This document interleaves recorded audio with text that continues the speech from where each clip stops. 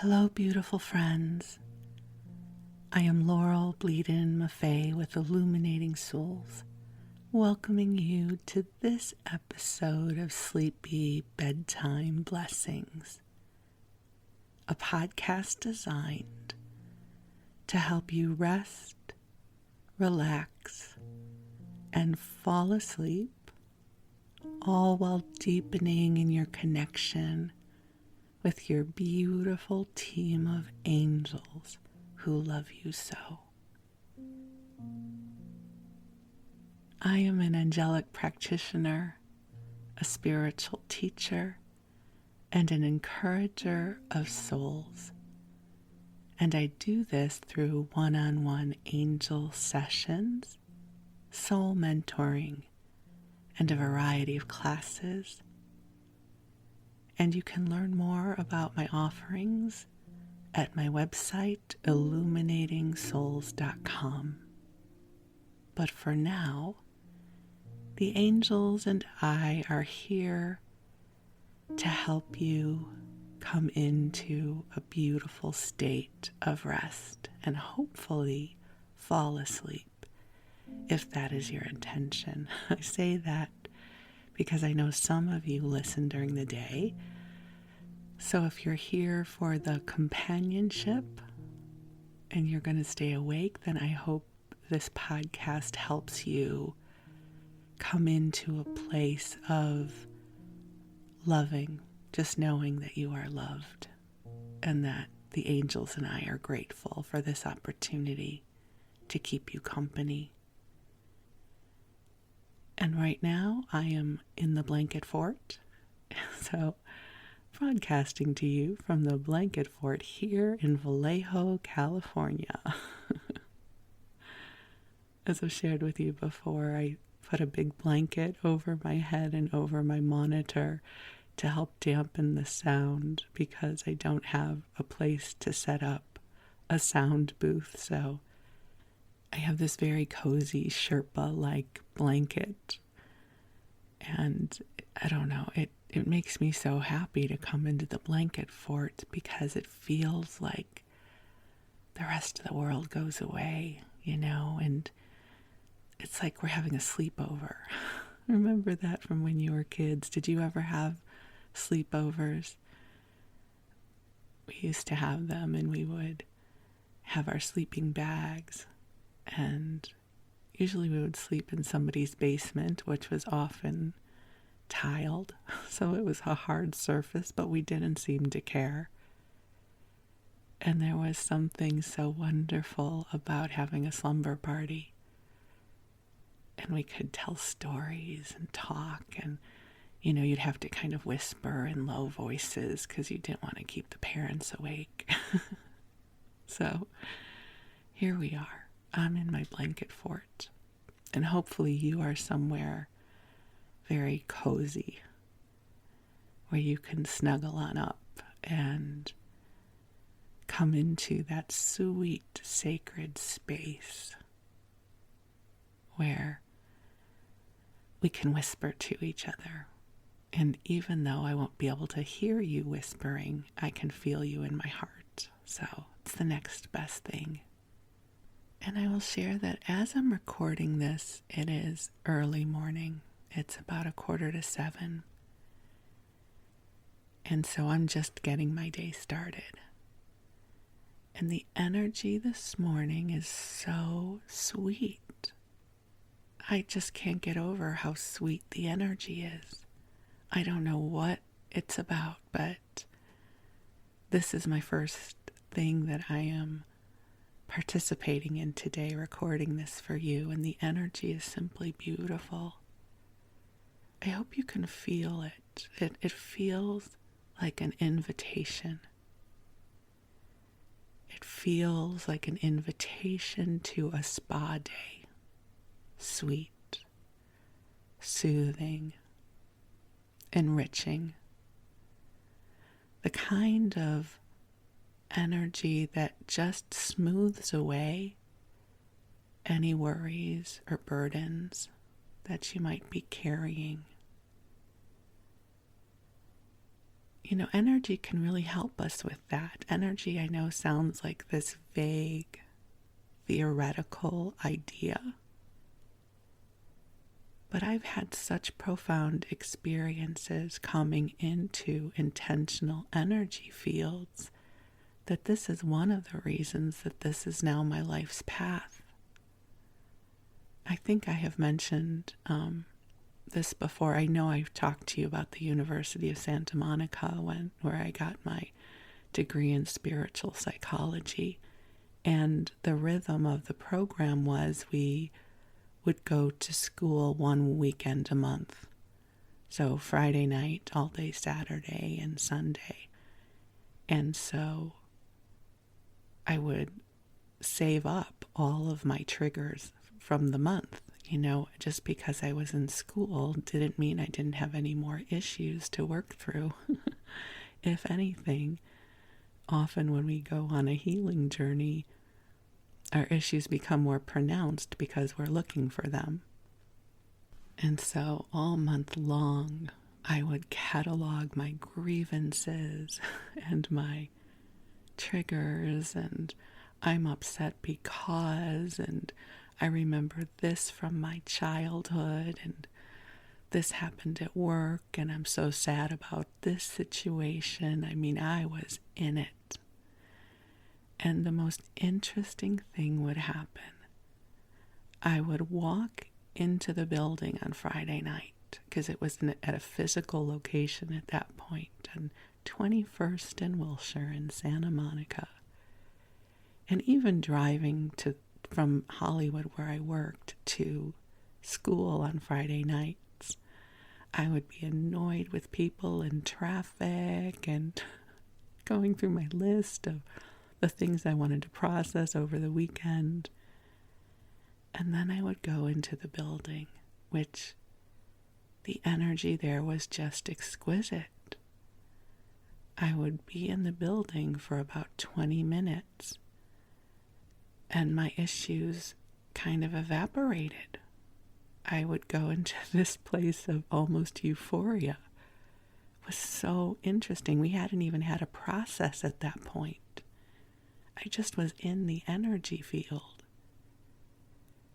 And often on Friday nights we would start with our first trio, because the school was set up that we would go in trios where we would rotate through the positions of counselor, client, and observer. So when we were the client, we got to bring forward something we wanted to process. And so often that first Friday night trio, I was trying to remember what had me so upset during the month. And I found that pattern to be fascinating. Eventually, I would be able to reconstruct the tendrils of energy that had been troubling me so I could process them. But I became really enchanted with this idea that simply by being in an intentional energy field, healing takes place. We receive a respite.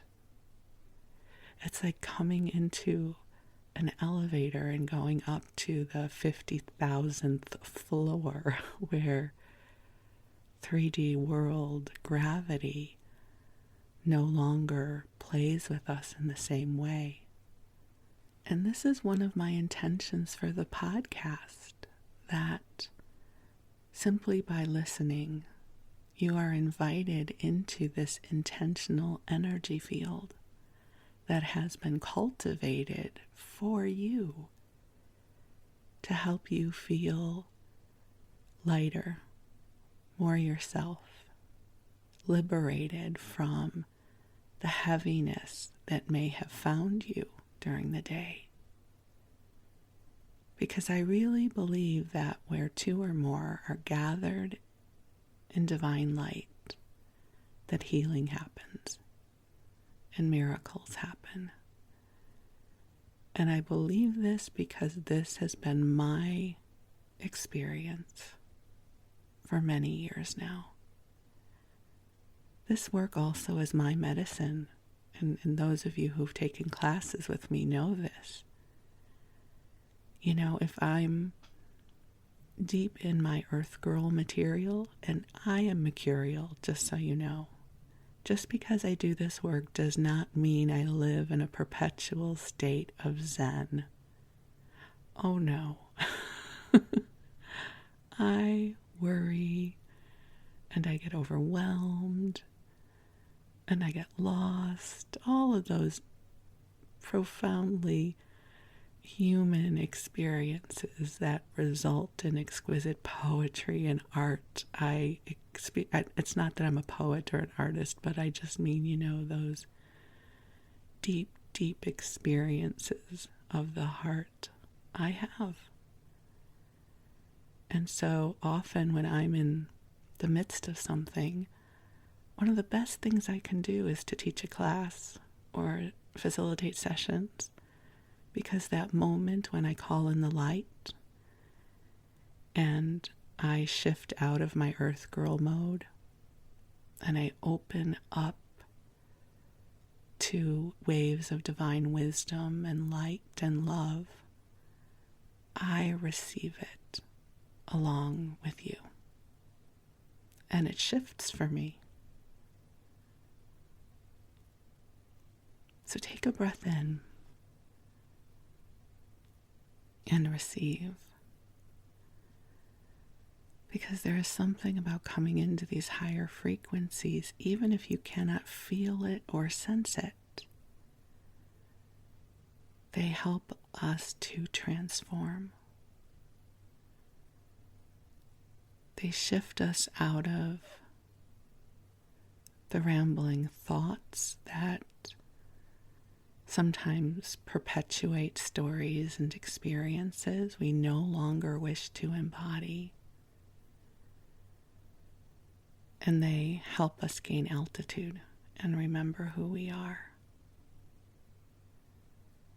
So in this beautiful, bright, sweet energy that is here with us tonight, I invite you to come into the angelic elevator and let's go up to the 50,000th floor, whatever that is.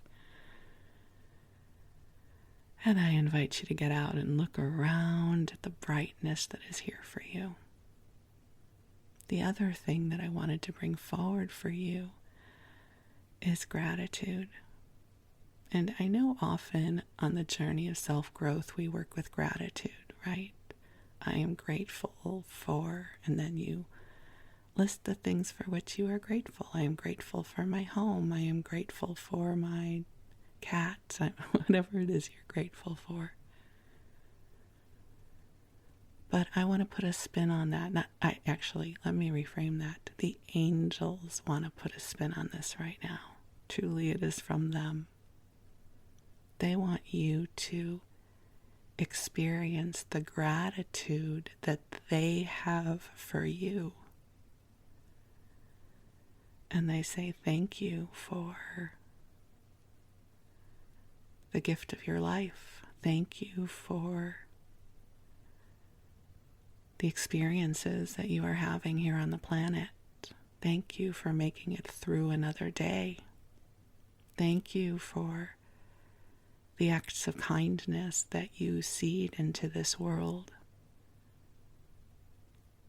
They say thank you for your empathy, for holding for others in your heart, for feeling so deeply. Thank you for your tears, and thank you for your laughter. Thank you for living another day here in this world. Thank you for your strength of heart and your tenderness,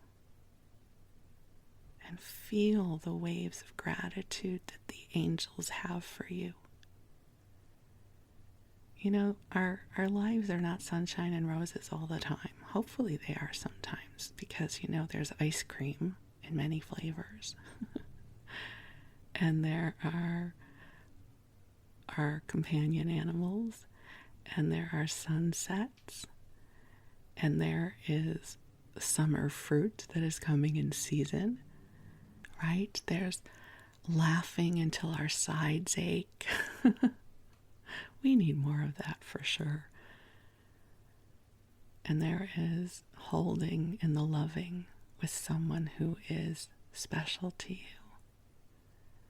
So there is sunshine and rainbows and unicorns in this life, but most days are ordinary, right?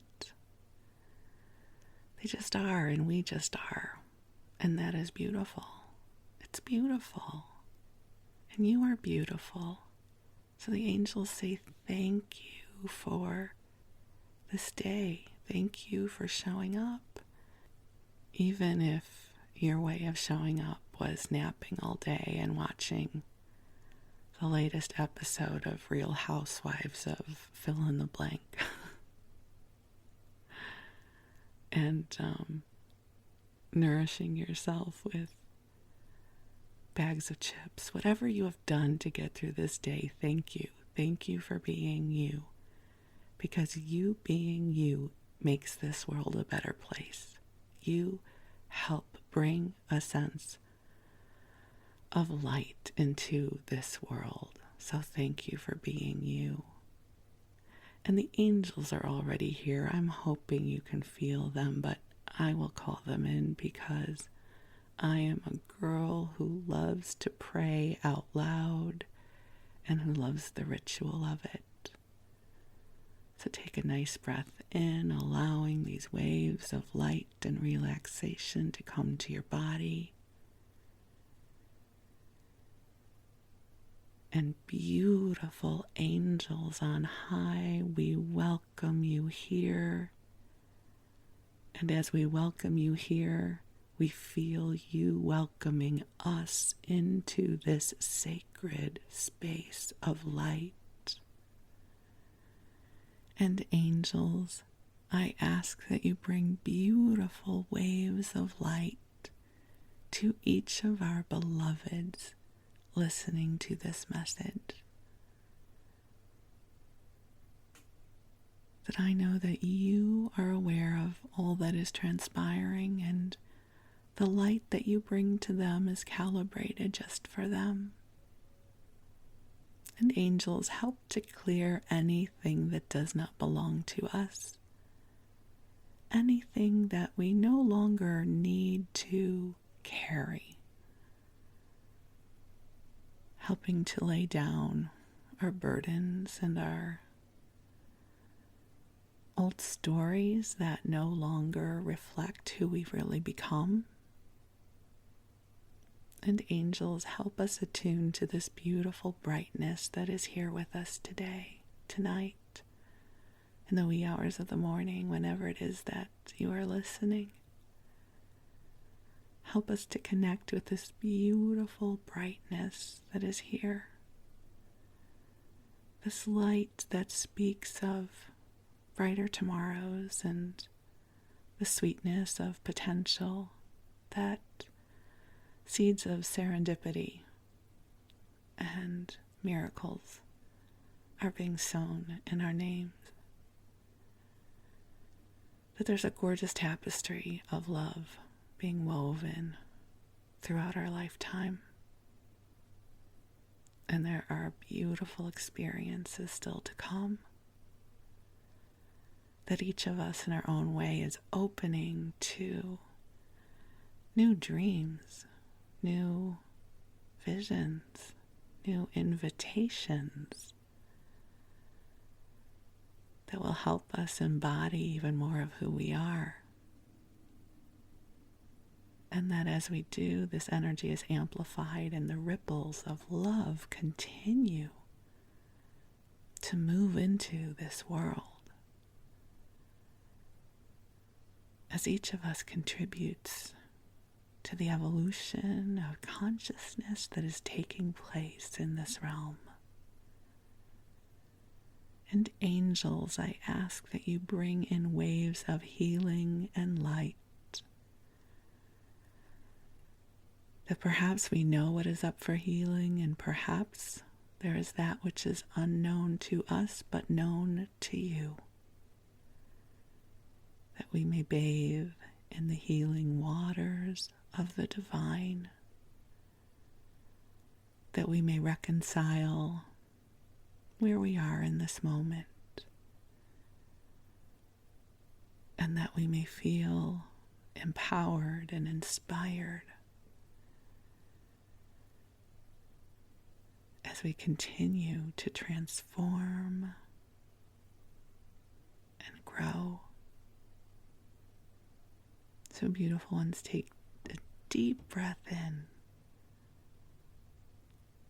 You are in a sacred energy field right now that has been calibrated just for you. That the angels know what is in your heart. They know your truth. And in this moment, it is so beautiful because I feel the seeds of invitation and of potential that are being created for you and for me and for us all. Beautiful opportunities. You know, sometimes we think we have to change, the 180-degree change. I'm going to sell everything and I'm going to move to another country. And if that is how you are guided to move forward, you absolutely have my blessing. But you know what else also helps create shifts is small iterative shifts. Sometimes just a shift of 1 degree can make all the difference in the world. And I'm at a time in my life where I really appreciate the small iterative shifts. That tends to be more the way I move. And so as I speak these words, the angels are showing that to me, that for us all, especially if you're feeling tired, like you don't have the energy to do anything or to evolve or to create, that the angels will also help to illuminate the low-hanging fruit, the path of ease for you, where maybe it's just a subtle shift, but that can create a whole new perspective for you. And for me, this is for me too. Isn't it wonderful that we get to be in it together? Thank you, angels. Thank you, angels, for this gift of this time together, for each of the beloveds listening to this message, wherever you are, whenever this is that you hear this. I feel the beauty of you, the beauty of your spirit, the truth of your heart, and you are very precious to me. Thank you for being you. Thank you for this moment. And you take another deep breath in and out, and you settle on in for a nice rest. And while you rest, the angels will be with you. And I'm going to tell you a story. Originally when I started recording this episode, I thought that I would read to you. I was going to read from Little Women, which we will get back to. But instead, I just am guided to ramble for a bit and share with you some stories from my life. And it seems appropriate to share with you about how I found my way to the angels. And I don't know that this will, I'll fit everything into one episode, There'll be lots of episodes where we'll talk about this, but this is what I'm going to share with you now. I've always been a girl with a bright imagination and daydreams. And for as long as I can remember, I have always imagined that there were beings or a realm where I was treated with kindness, and that was joyful. And often my fantasies and my daydreams were age appropriate, right, for wherever I was. This at the time did not feel like psychic experiences, so I'm not one of those people who saw angels since childhood. I don't want to give you that sense at all, but for instance, in kindergarten, I remembered daydreaming that there were fairies around and they could grant me wishes. And for some reason, they seemed to hover around the light in the bathroom at school. I don't know why. But that thought gave me comfort. So, for as long as I can remember, I have always been able to disengage from 3D reality and also, sort of in a parallel consciousness, engage beyond whatever I was experiencing in my life at that moment. And that parallel experience always was one that brought me comfort. So that's the first part, but I would have never said that was the angels or that there was anything mystical about it. I kind of thought everybody did that. I never talked about it. It was private, and I was never embarrassed about it, or I just kind of figured that everybody did that. You read a book, and the book continued after the chapters were over. You went to a movie, and you got to continue the movie in your mind. You had an imaginary friend, and they kept you company on the bus on the way to school. You know, I just kind of figured that's how it worked for everyone, and it was never anything I ever felt guided to contemplate or talk about with anybody. It was my inner world. So that would be the first part I'll share with you. And I grew up Jewish, and this is not going to be any sort of explanation about Judaism, because I am not the person to do that. But I will say that every once in a while there's a mention of angels, not in the, Archangel Michael with the big wings kind of way, but just this idea that perhaps there were benevolent messengers of God that existed. But I didn't necessarily feel any calling to them. It just was a part of, the myth of religion. I think the first time I had an awareness of that angels could be this kind of joyful, bright thought was in the 90s sometime when I read my first SARK book. I don't know how many of you have read her books. It's SARK, that stands for Susan Ariel Rainbow Kennedy. And she's written such wonderful books, including Succulent Wild Woman, which just, I think this week, is coming out with its 25th anniversary edition. And some in her books are whimsical and deep and wonderful, and every single one of her books I received something from. And in a huge way, her books were part of what gave me permission to become who I am, because she so boldly mirrored what it is to live an authentic, creative life. And in her books, every once in a while, it's not that they're about angels, but in addition to many of the other whimsical things she talks about, she would say, and angels are all around you, or something, some reference to angels, and then she would have a drawing of an angel. And I thought, that is a lovely thought. about. I didn't experience it as goosebumps or chills or she's speaking the truth. I just thought, that's lovely. I love the idea of angels being all around us, helping us on our path. And I kind of metabolized it like I did many of the things that she writes about. Like, I love that idea that I can write in a journal. I love the idea that I can be inspired. I love the idea that angels are all around us.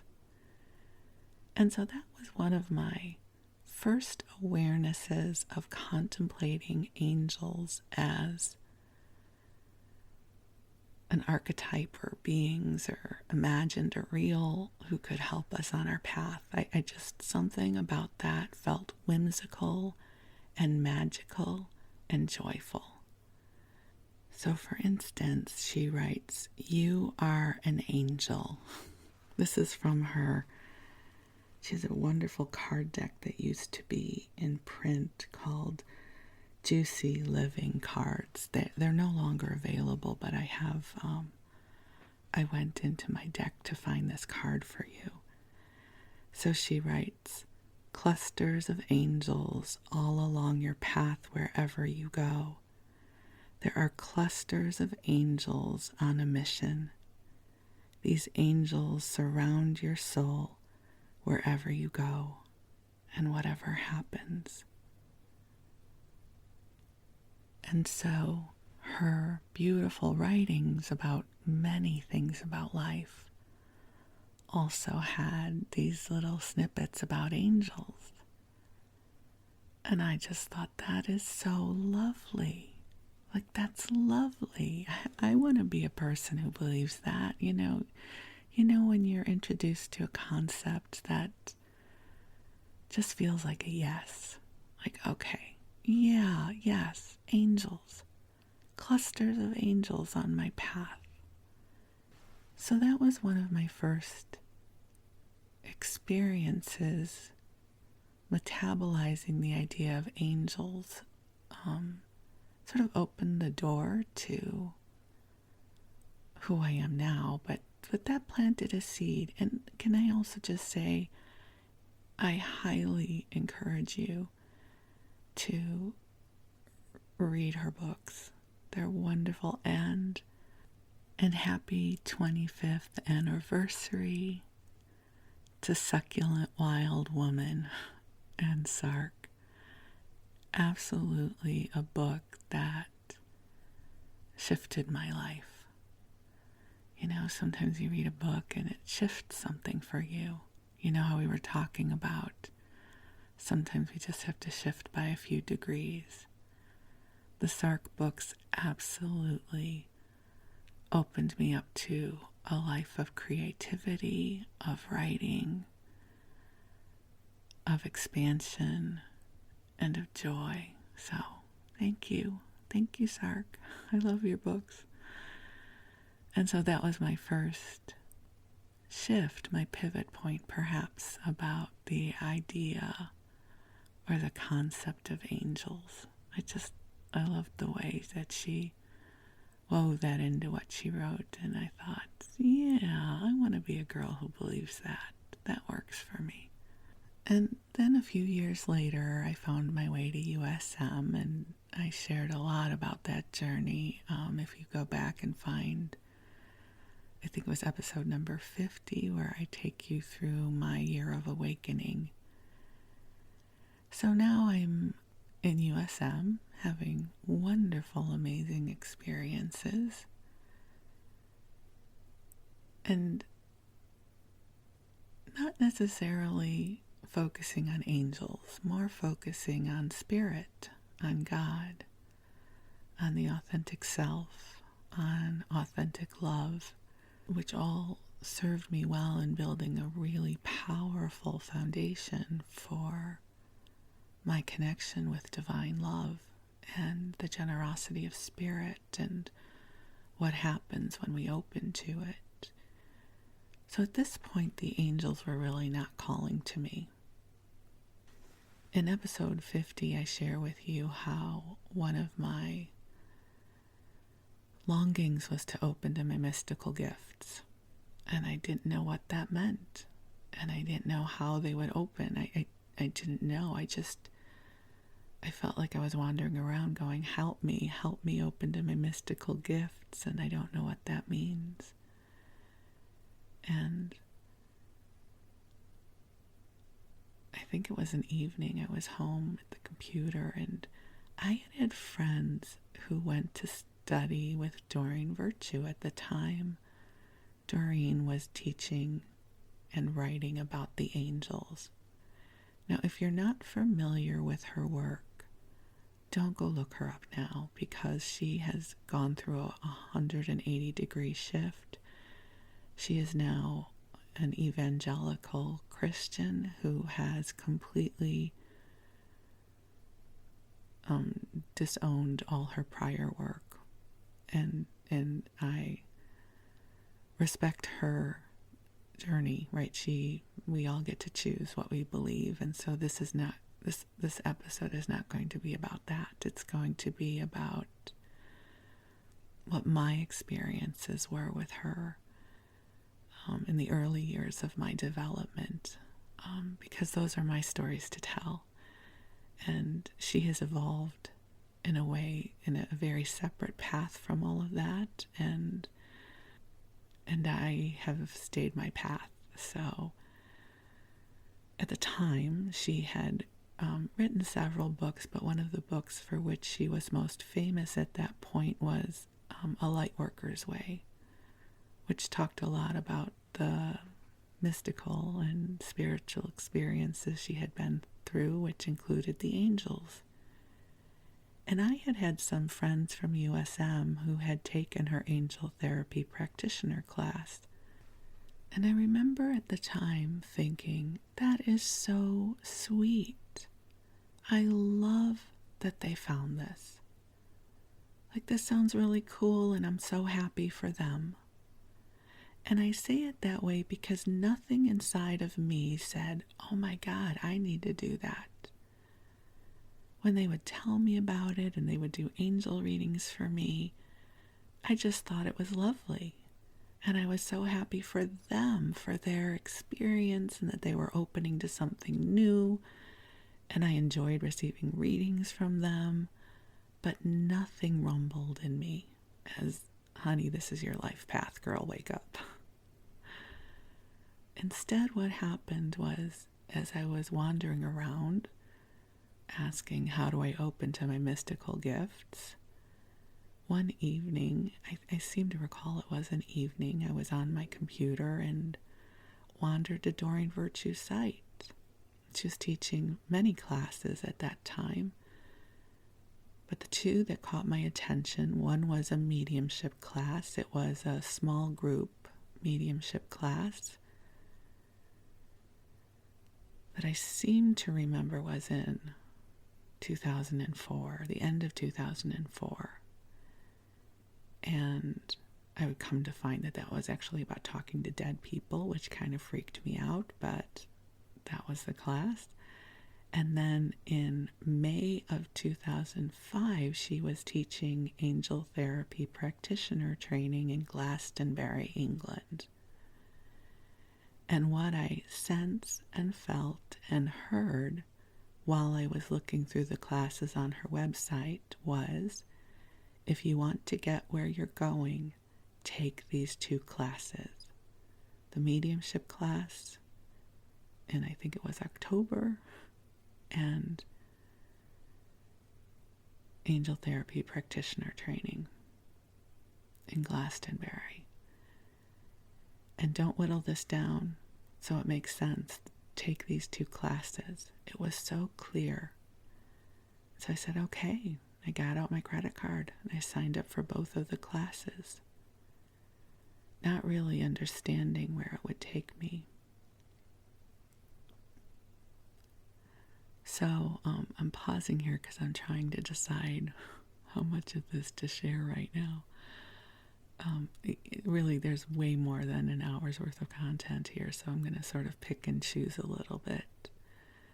So I did the mediumship training with her and had some amazing experiences, which will be its own episode someday.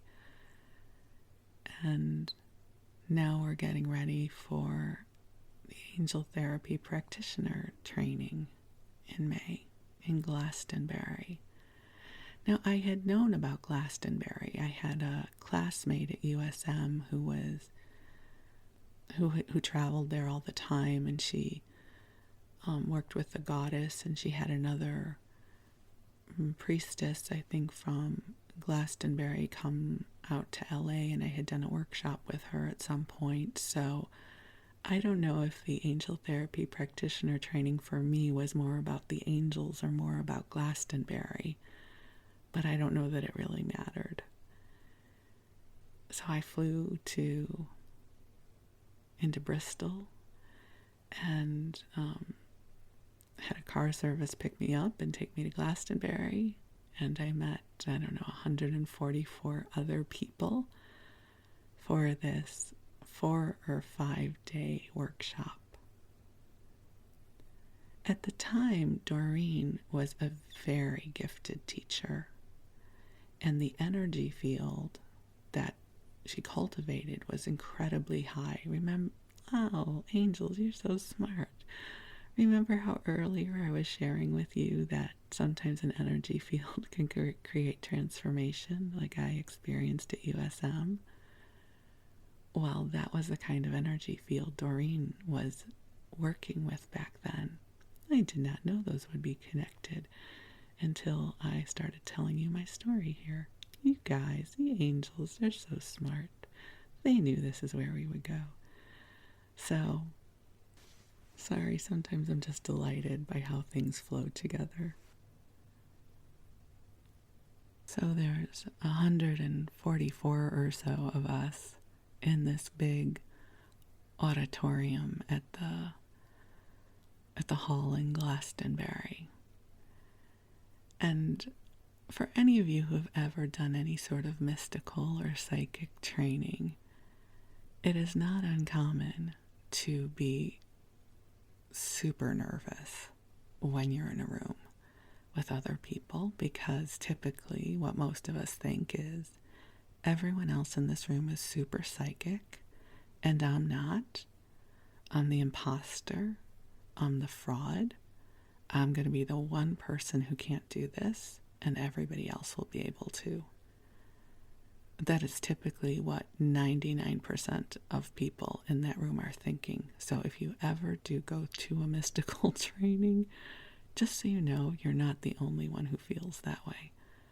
And of course, that is how I felt, because while I knew I had beautiful gifts when it came to spiritual psychology, being able to facilitate the loving wisdom and light, I knew I did that, but I really had no idea if I could connect with the angels. And I just knew I was supposed to be in the room. And back then, Doreen would just throw us into the deep end. There was no easy build. She would teach us the beats of a reading, and then she would have us pair off, and I was sure I couldn't do it. And listen, I have to tell you, I did not have any miraculous experiences as a reader when I was there. I don't have any cool story to share with you that says, and then I saw Archangel Michael in his blue robe. I don't recall any profound experiences as a practitioner over those 4 or 5 days. But I do remember learning more. Oh, this is how you connect with angels. This is what it feels like. These are the beats of a reading. These are some of the rituals.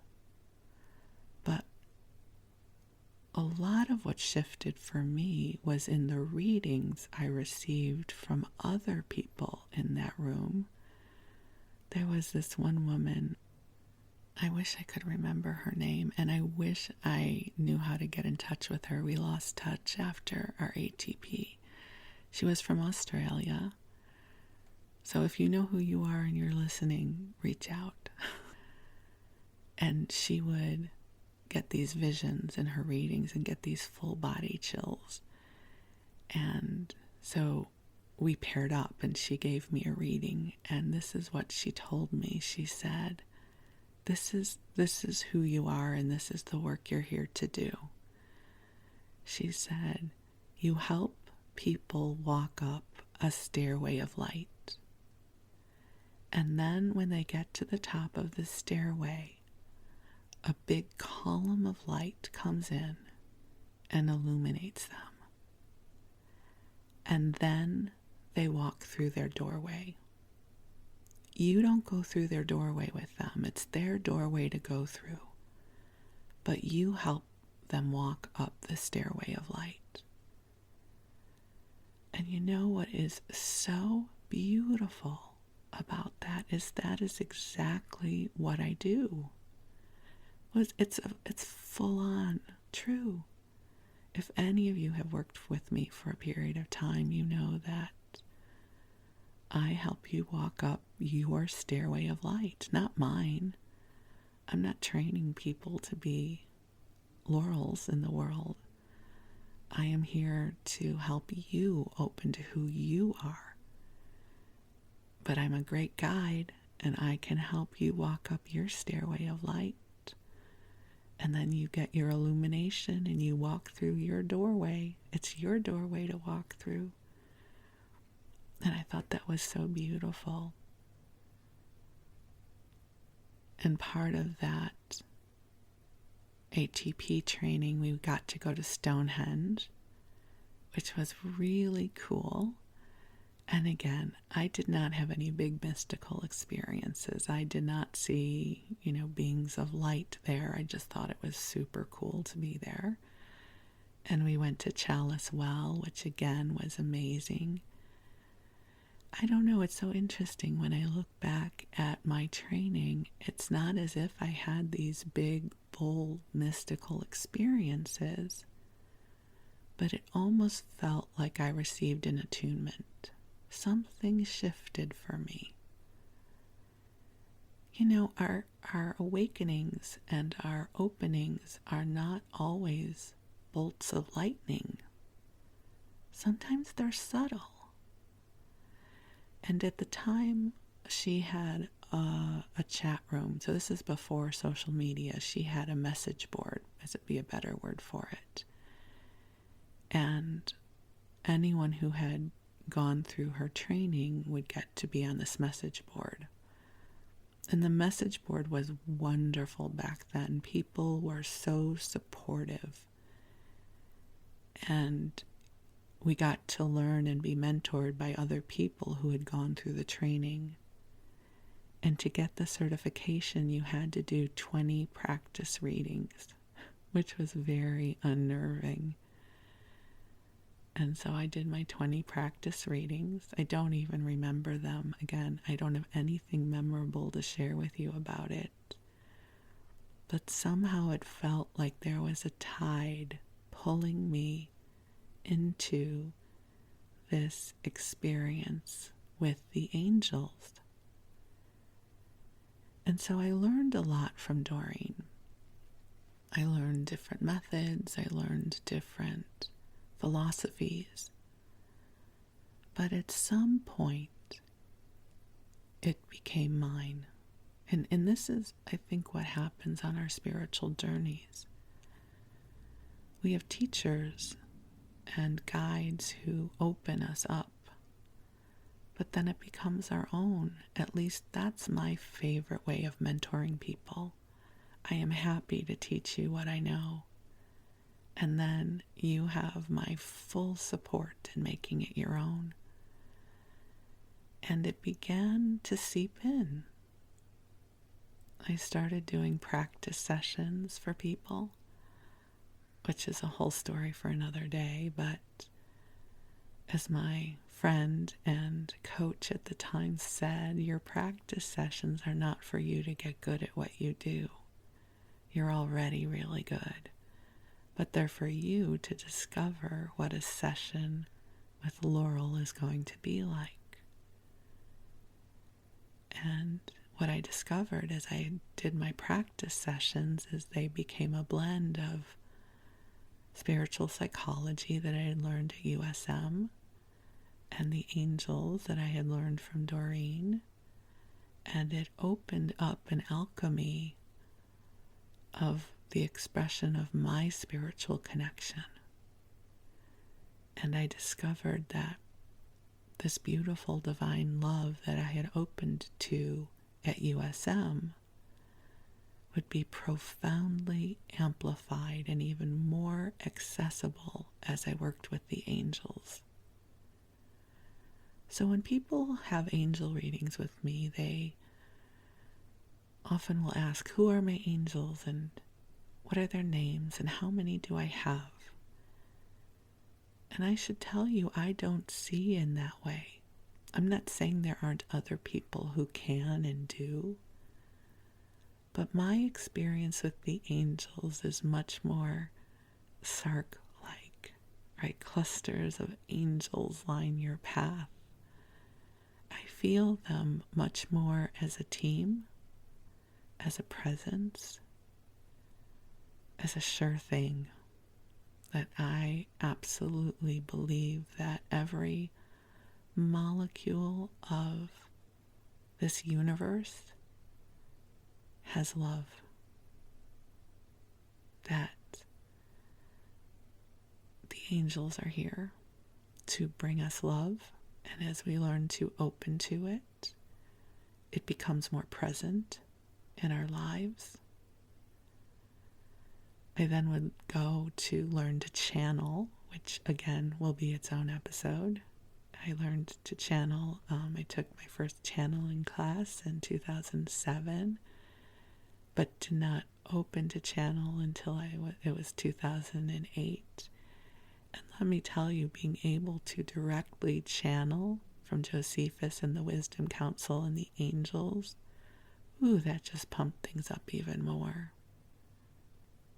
So that's how my journey with the angels started. The books from SARK. And I went through my USM experience and then went to Doreen.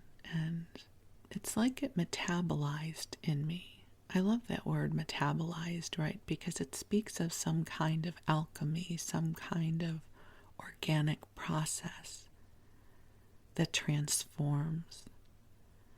So my story isn't that I had this big aha, Archangel Michael at the foot of my bed saying, Laurel, Bleadon-Maffei, work with us now. Truthfully, that would have freaked me the heck out, so I'm glad that didn't happen. It was much more subtle, and it was the building of experiences. And it's like then one day it was there. It's a part of who I am. It's what I do. And I knew when I launched Illuminating Souls that it was going to be about the angels. So it's interesting. I'm thinking back to the timeline. I knew by March of 2005 that my destiny would include the angels, and I didn't do my angel therapy practitioner training until May. So interesting. I for some, I don't know how your past is for you. It sort of lives. For me, it lives in an abstract painting, and I have to go tease it out. So I guess I knew by that point that the angels were going to be my gig.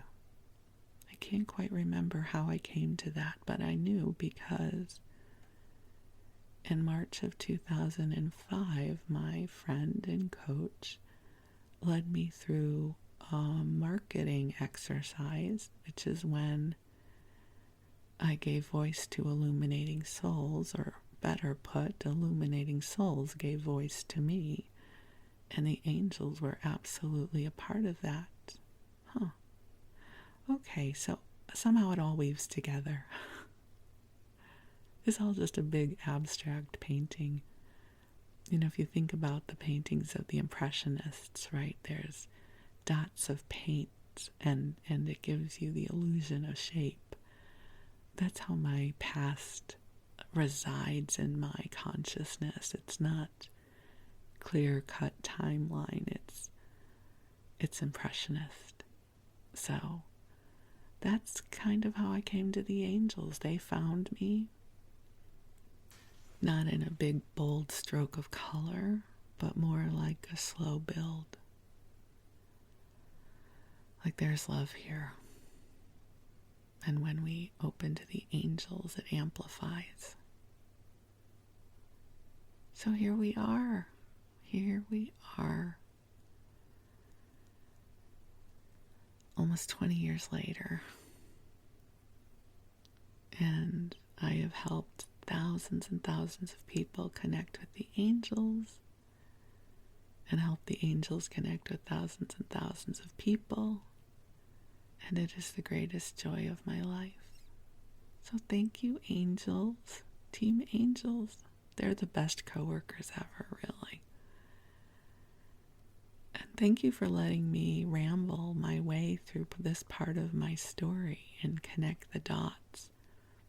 It's always interesting connecting the dots of our lives. We don't always see how things connect until we are sitting well on the other side of the river. But here we are. And I hope that you have been feeling the beautiful light flowing through. And know that you are loved and you have angels. I believe this with my whole heart and soul. And your angels are going to be watching over you. They're going to take good care of you.